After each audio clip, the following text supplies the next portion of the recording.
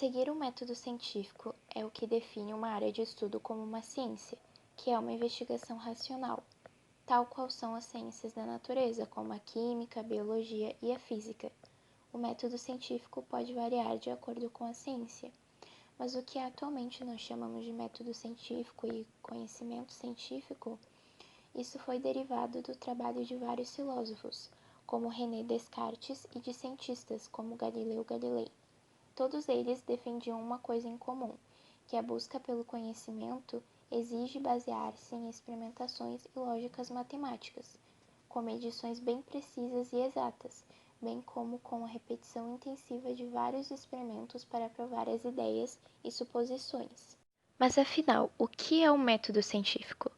O método científico não é nada mais, nada menos que etapas, normas que os cientistas utilizam para pesquisar sobre algum assunto, seja ele inédito ou simplesmente para aprofundar algum conhecimento. Podemos ainda dizer que o método utilizado em função de um conhecimento científico tem caráter racional e são baseados na verdade. E é isso que difere o conhecimento científico do senso comum, por exemplo. Porque o senso comum ele não tem nenhuma base científica, ele é simplesmente um achismo, uma opinião popular que alguma pessoa sugere, simplesmente uma suposição. E é isso que difere do método do conhecimento científico, aliás. A gente pode dizer, dar exemplo de senso comum, como quando a gente ouve que cortar o cabelo na lua crescente faz com que ele cresça mais rapidamente, ou que o gato preto dá azar, ou quando a gente fala simplesmente de simpatias, enfim. Isso são só suposições e opiniões, coisas que a gente ouve falar, mas que não tem nenhuma comprovação, nenhum estudo por trás para saber se isso realmente é verdade. Então, como eu havia dito, o método científico são etapas a serem seguidas em busca de algum conhecimento. Então, as principais etapas são a observação, a problematização, que é onde a gente vai formular questionamentos, por que que isso afeta a população, e depois, a partir daí, a gente vai criar uma hipótese, uma possível explicação que ainda não passou pelo teste, né? Então, até aí é um senso comum, é apenas uma opinião. E depois passa para a fase de experimentação para validar, comprovar ou não uma hipótese, né? E se, lembrando que a hipótese pode ser refutada a partir da fase de experimentação ou não. E quando a gente obter uma resposta, um resultado, né, comprovado, a gente chega na conclusão e depois a publicação do experimento científico, do conhecimento científico, a lei e a teoria. A teoria, ela consiste de uma ou mais hipóteses e são apoiadas com testes repetidos, como a teoria do Big Bang, por exemplo. Já as leis, elas são expressas em uma única forma, que já não podem ser mostradas serem erradas. Elas são universais e constituem os elementos fundamentais da ciência.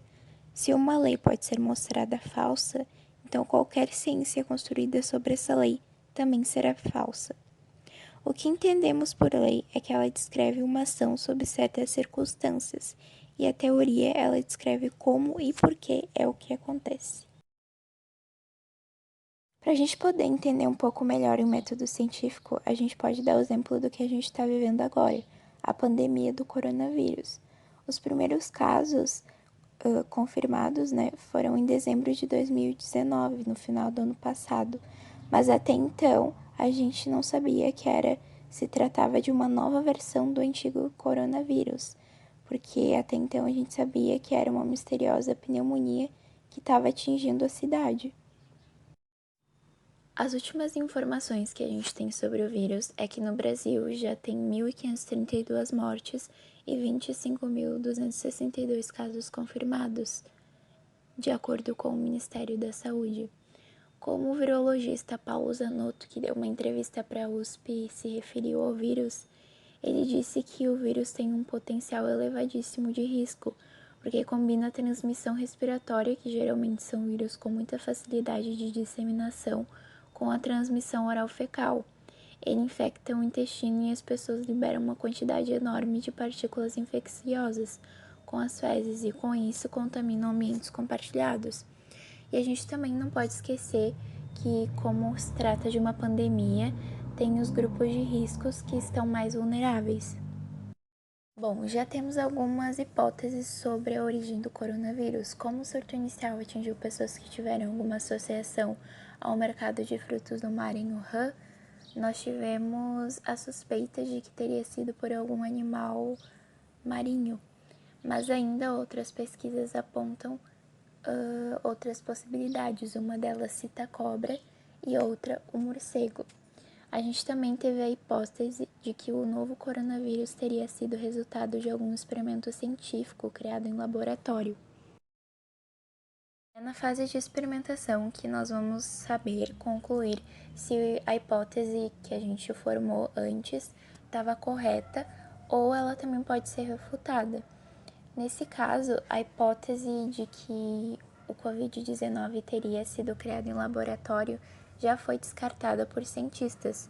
O estudo de pesquisadores dos Estados Unidos, da Austrália e do Reino Unido, publicado em março, analisou a estrutura genética do novo coronavírus e concluiu que o Covid-19 é resultado da evolução natural, ou seja, não tem qualquer tipo de intervenção humana.